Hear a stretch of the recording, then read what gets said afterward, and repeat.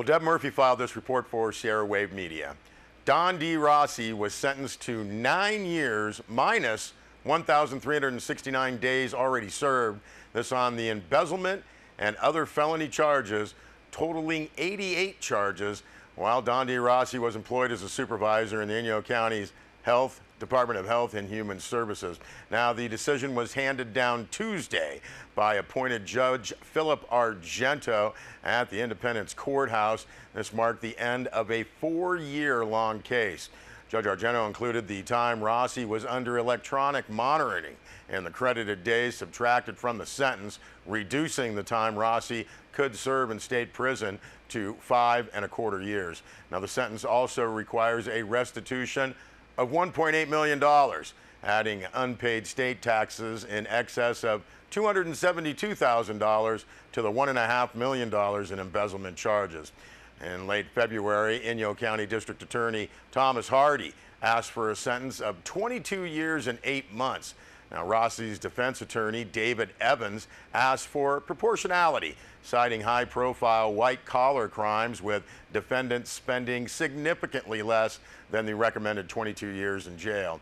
The case Judge Argento took into consideration included a 12-year sentence for Bell City Administrator Robert Rizzo, as well as probation for Inyo County Sheriff Don Dorsey, who was convicted of 7 felonies, including embezzlement of Inyo County funds in the 1980s. Judge Argento said, quote, "You have to look at the case as a whole. The total deserves less than the sum of its parts," end quote.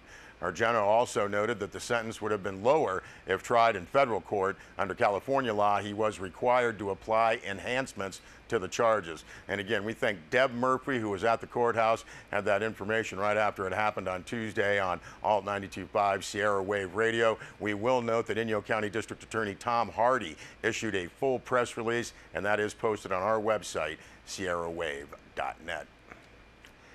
Well, a press release happily notes that an old favorite, and now an outdoor event site secured in Mammoth Lakes Tourism, helped facilitate the process with visitation attracting infrastructure investment of $300,000.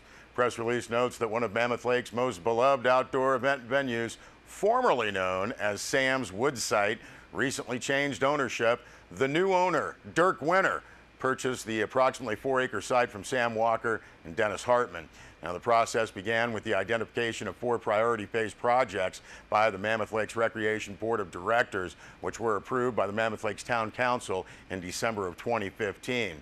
Included in this was the identification of a parcel as the home for the Outdoor Performing Arts Center.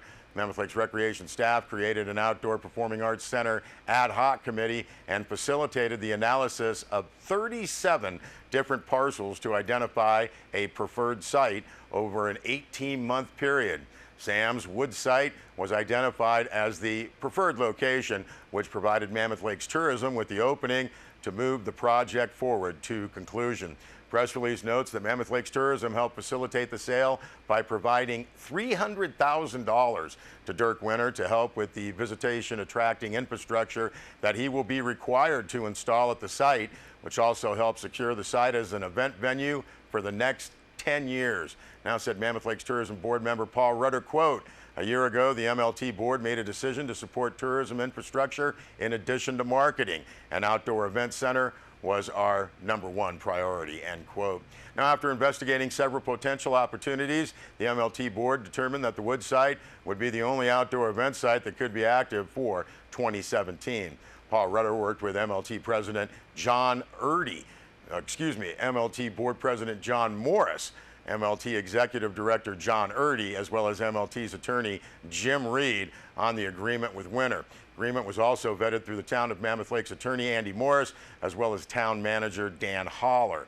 Now, this agreement delivers on the economic development strategy for special events by securing a venue, enhancing infrastructure, and providing event support that will add to the animation look and feel of Mammoth Lakes as an all-season destination resort.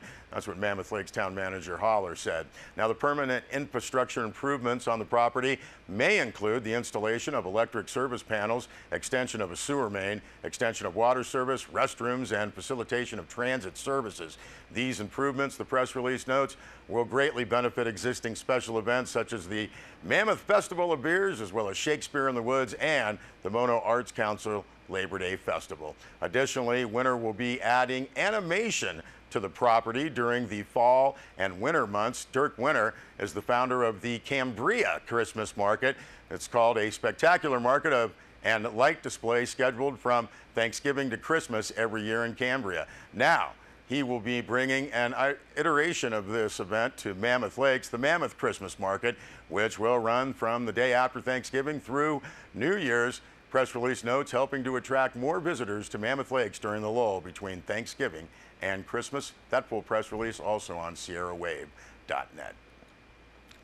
Well, the Mammoth Lakes Film Festival director Shira Dubrovner, press release notes she's excited to announce that the opening night film on May 24th will be a screening of the Cheech and Chong classic Up in Smoke.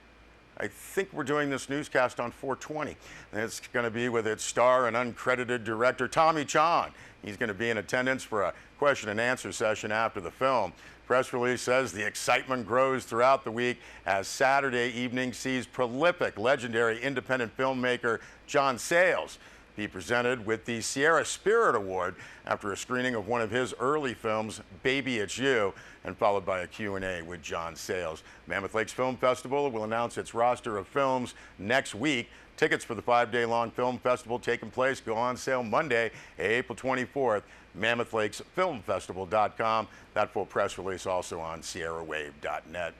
And also the Eastern Sierra Music Festival, gearing up for its second annual Spring Barbecue fundraiser, Saturday, April 29th at Wyvern Ranch south of Bishop. That event will showcase live music from regional and local talents set to appear at this summer's Eastern Sierra Music Festival. Those performing at the barbecue will include Rebel Heart, What If, the Harry Andreas Band, well, a Secondhand Smoke, and Local Motive. Tickets available at Cobb's Webs, Bishop Area Chamber of Commerce, as well as the festival's website, esmusicfest.org. This summer's Eastern Sierra Music Festival be featuring Blues Traveler and Lone Star. Festival tickets are on sale now and available at that website, esmusicfest.org. Eastern Sierra Music Festival benefiting the proposed National Wounded Warriors Center set to be built in Mammoth Lakes by Disabled Sports Eastern Sierra. We'll be back with more news.